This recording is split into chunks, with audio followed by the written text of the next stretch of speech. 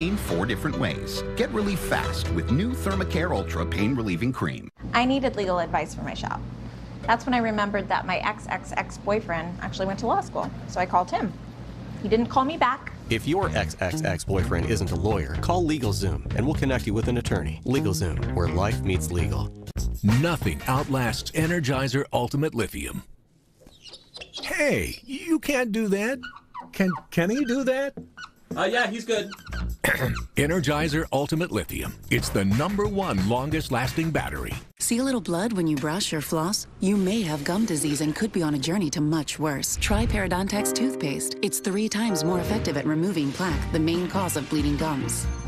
Leave bleeding gums behind with Parodontax toothpaste.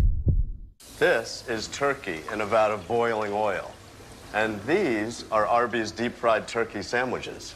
What inspired us to serve the tastiest, yet most risky preparation of turkey? A really confusing motto here at Arby's that we live by. If you love it, fry it. And if you don't love it that much, fry it until you love it. I never noticed that. Arby's, we have the meats. For sandwiches.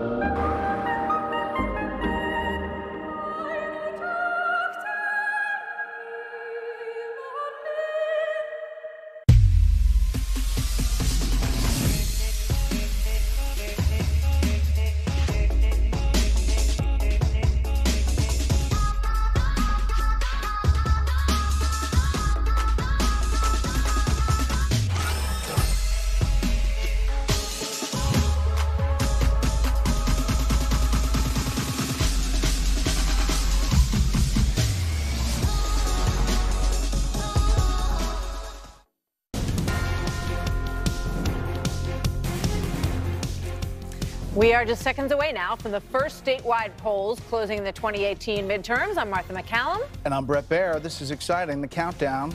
Gotta love this. Outside. We'll just let it play there. Polls closing. We've got Indiana, Kentucky, Virginia, Vermont, Georgia, South Carolina, and most of Florida, most of New Hampshire. Our first race calls of the night, and we can give them to you now.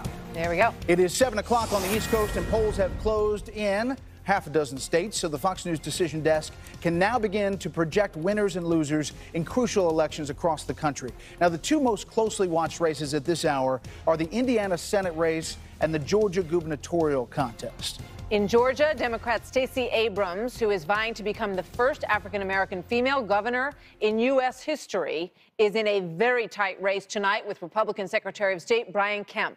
Too early to say who will win that contest to succeed term-limited governor in that state, Nathan Deal. In Indiana, incumbent Democratic Senator Joe Donnelly trying to stave off a challenge from Republican businessman Mike Braun. That race also very close at the moment. Too early to declare a winner there. But the Fox News decision desk can project, this is a big surprise, that independent Vermont Senator Bernie Sanders, who identifies as a Democratic socialist, will easily win a 3rd term by defeating Republican Lawrence Zupan. Sanders unsuccessfully challenged Hillary Clinton back in 2016, as you all well remember, in the presidential primaries. And some expect that Bernie Sanders may be on the list again in 2020. And Clinton's running mate in 2016, Democratic Virginia Senator Tim Kaine, will win a 2nd term tonight by beating Republican challenger Corey Stewart, according to our Fox News voter analysis, and the raw vote total is starting to come in. So we can also now project that Republican South Carolina Governor Henry McMaster will win his race against Democrat James Smith. Now remember, the 2 overarching questions of the night are whether Democrats can take control of the House and whether Republicans can keep control of the Senate.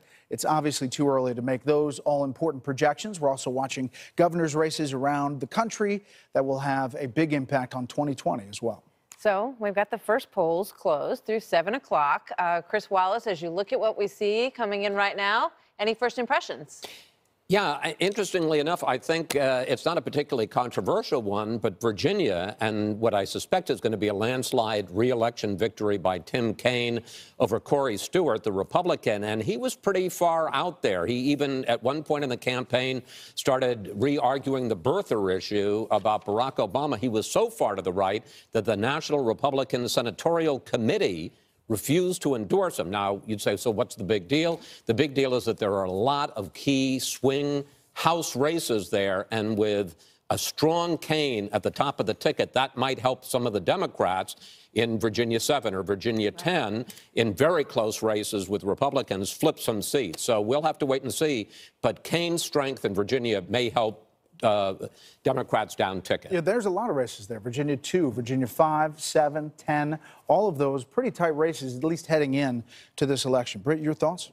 Just a little note about Indiana. Some vote totals are in now from the rural and ex-urban counties, and Mike Braun is running ahead of Richard Murdoch, who was the Republican candidate the last time around, who lost him in kind of an embarrassing way.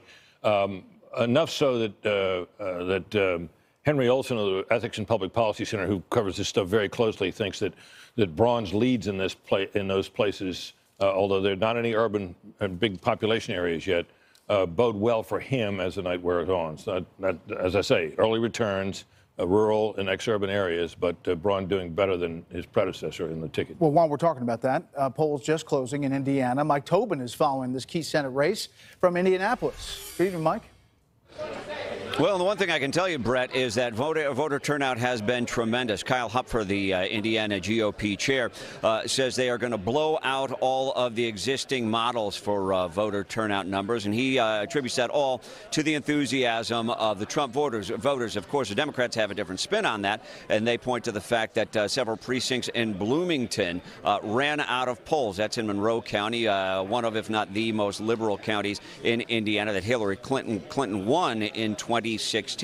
There were some hang-ups at some of the precincts causing some delays, so you're not going to have a real clean line as far as when those polls are closing. But again, tremendous enthusiasm. And one thing that has been consistent, without exception, the Indiana voters with whom I spoke today said that this has less to do with the candidates on the ballot, Mike Braun and Joe Donnelly, everything to do with a referendum on Donald Trump. Guys, back to you. Mike Tobin in Indianapolis. Mike, thanks. So Indiana, just one of the critical races that we're watching right now. Both Nevada and Texas, states who are Republican incumbents, are in big fights to hold on to their seats. In Pennsylvania, incumbent Democratic Senator Bob Casey hoping to win a third term. New Jersey is a seat that's become unexpectedly close between Democratic incumbent Bob Menendez and Republican Bob Hugin. Also Montana, everybody watching this race closely. President Trump would very much like to defeat Tester there in that race. He'd like to see him fail. Finally, Arizona, where Republican Congresswoman Martha McSally is hoping that she can win, take over Jeff Flake's seat against Congresswoman Kyrsten Sinema. And that is a tight race. Alicia Acuna is following it all from McSally's campaign headquarters in Scottsdale. Alicia. Hi, good evening, Brett. Good evening, Martha. You are exactly right. This is going to be a fight to the finish. Republican Congresswoman Martha McSally and Democrat Congresswoman Kyrsten Sinema have really been just so close to each other in the polls in the weeks leading up to this race. This is a state that President Trump won by 3.5 points, and McSally has really aligned herself with the president and his policies. We will see tonight if that pays off. Now, McSally has made border security and immigration her #1 issue on the campaign trail. This two-term congresswoman from one of the most competitive districts in the country has received a lot of help in these last weeks from President Trump, who hosted a rally here. The vice president made a stop here, as well as the president's son, Don Jr.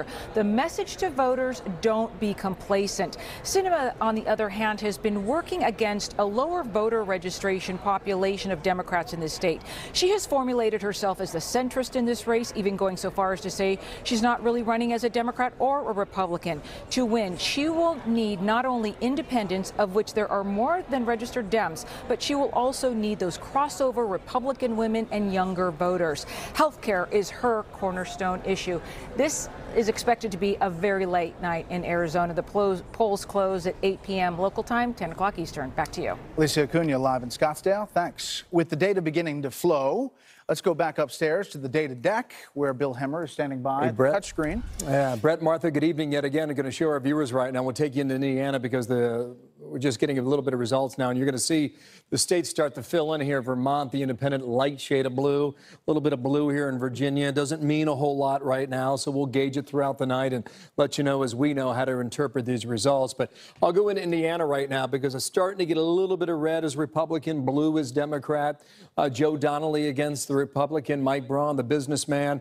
A little bit of, 96,000 to 64,000 votes coming in. This is what you always watch in Indiana. This is Marion County, Indianapolis. Far too early for any results to come back in, but we'll watch that throughout the evening and try to give you a bit of a projection. I think based on history, the best way to understand this matchup here was Joe Donnelly back in 2012. He won his Senate race by 6 points. But if you watch here now at the presidential level to see what Donald Trump did just 2 years ago, an easy winner all over the state of Indiana, beat Hillary Clinton by 20 points. So we'll see what sort of metric we get on that throughout the night. The next closing is coming up at about 7:30. And I think one thing to really key in on is this Senate race in West Virginia. I'll take you there right now. The Democrat is Joe Manchin up against the Republican Patrick Morrisey, the AG there.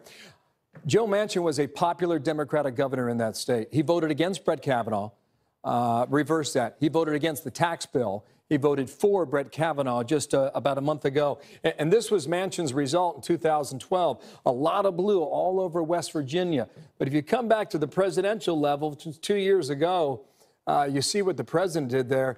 That is strong popularity in the Mountaineer state, getting nearly 70% of the vote in West Virginia. So quickly here on the closing map, polling's coming up in about 21 minutes. Talk about West Virginia, talk about North Carolina, talk about Ohio as we go throughout the night. Brett, Martha, back to you. All right, Bill, thank you. Thank you, Bill. So meanwhile, new information coming in now from our voter analysis surveys showing that President Trump was a factor in the vote for more than 60% of Americans. Chris Wallace, Britt Hume, Laura Ingraham, Juan Williams, Dana Perino, and Marie Harp all standing by with their look at what's going on. By the way, we should look at this map, and the darker the states are, the more President Trump mattered to their vote, and it was a factor to their vote. Obviously, it factors all over, Chris, and it's really his policies. But as Laura mentioned earlier, his presentation on the trail and how he talks about different elements and things that happen that may factor in. Yeah, I mean, first of all, in terms of his policies, those are controversial as well. He certainly has accomplished what he's wanted to accomplish, but there are a lot of Democrats, and a lot of people who are going to vote Democratic tonight who don't like what he has accomplished. You think of something like health care. He very much wanted to repeal and replace Obamacare, and obviously Democrats thought that was gave a big opening to them on the issue of pre-existing conditions. And frankly, Republicans, as I interviewed them on Fox News Sunday over the last couple of months, never got a good answer on that, because the fact is that repeal and replace does significantly weaken the pre-existing condition protection. And so that was a big issue. Supreme Court justices, obviously conservatives are thrilled that he put two very conservative justices on the court. But there are a lot of people who don't like that. So, I mean, the issues aren't all just one way. If you were a conservative, you probably liked it. As the president would say, promises made, promises kept. If you're a Democrat or favor Democratic policies, then you're not so happy with that. And in addition, of course, there is the larger-than-life personality of the president. And that is something that people have strong opinions on, too. We should point out that on the bottom of your screen, you're going to see some of the vote totals coming in. Indiana, for example, we've got up on the board here, where Mike Braun has an early lead. But some of those districts and counties are the rural areas, as Britt mentioned earlier. OK, Dana? Well, I wondered if you wouldn't mind if we could pull up that map again that said that President Trump was a factor, because where you pointed out that the darker green states are the ones where it matters. So I noticed Wyoming. That's probably very good for President Trump, right? So that looks very good. You look at Virginia, where he was also a big factor. Probably not very good for somebody like Congresswoman Barbara Comstock, who was in a really tough race in Virginia 10 in those D.C. suburbs. Maybe not so good for her in that, if President Trump was a big factor. The two that I'm actually really curious about was that New Mexico, That was one of the ones. And so you've got border issues there. You have an economy that is, they're trying to get it going. You have a big governor's race out there. And then the other one was Pennsylvania. And because there was so much redistricting there after that Supreme Court decision, I don't know which way that will play. It'll be interesting to find out. Maybe we'll know more in a little bit. Yeah, if we could, let's take a look at that map again. And some of the darkest green areas are places like New York, also New Jersey, and California, Vermont, but Wyoming is fourth. And that's one of the, obviously one of the issues there was from the tax reform as well, and that has been something that people in New York and New Jersey have been very unhappy about, and in California as well, Brett. One of the things that's striking about what our poll has shown, this massive poll we did, is that the tax cut is underwater, not by a lot, but it's underwater. Now you have a tax cut, and the economy grows like mad, and stock market's over the moon, right? And your tax cut's unpopular. How can that be? I'll tell you, I think what happened there, and it happens almost every time, is Republicans are for tax cuts not so much because they want people to have money in their pockets so they'll spend it, although they're for that as well. They want to see the economy grow, and they think tax cuts help it to do that. But what happens in the debates over tax cuts, it always comes down to who gets what in the cut itself, not the larger benefit to the overall economy. So that connection was never made by the Republicans, and I think part of the result is what you see tonight. You've got a roaring economy in the wake of tax cuts, and the tax cut's not popular. And that raises the question about how well they sold it. Exactly right. How well they discussed it. Exactly the argument they used to sell it, and it's a trap, and Republicans fall into it every time. Their critics say, well, look who's getting this and look who's getting that. In fact, this was not a tax cut for the rich. The rich didn't do very well in this tax cut. It was very much a middle-class tax cut. Even that point didn't get sold. But the one that really didn't get sold was the growth component. Laura, the president did talk about the economy on the trail, despite reporting that he didn't. There was an appeal to make him talk about it more. But you look at our vote total, approval of President Trump on border security, even split, 50-49. And immigration is a high issue in everything that we see in the numbers here. Immigration is a 1, 2, or 3 issue for most voters, so it usually settles around 3, and the third most important issue. I think a lot of Republicans are frustrated that the wall hasn't gotten built. They're directing their frustration, I think, at Congress. I think, Trump is on the ballot, obviously, but the president is more popular than Congress, both Republicans and Democrats. And that's nationally. And I think we have to remember that President Trump has been carrying this party on his back for the last 3 or 4 weeks especially. You also need great candidates, and you need candidates who can tell the story. Britt is exactly right about this tax cut. $1,200 might not mean a lot to a lot of rich people in Manhattan and Washington, D.C., but it means a heck of a lot to a mom in Lexington, Kentucky, who hasn't taken a vacation in 3 years. That money actually is real money to them. And I think, again, telling the story of America, the Republicans don't seem to be able to do that. The Democrats are better at the emotional anecdotes, tugging at your heartstrings, the kid who can't get his procedure covered by insurance. And it's very emotional. And people like emotion. It's good. Get away from the charts and graphs. Get right to the people of the country, and I think you usually will do better. All right, panel, stand by. We're counting down to the next round of poll closings at the bottom of the hour. 3 states, including West Virginia.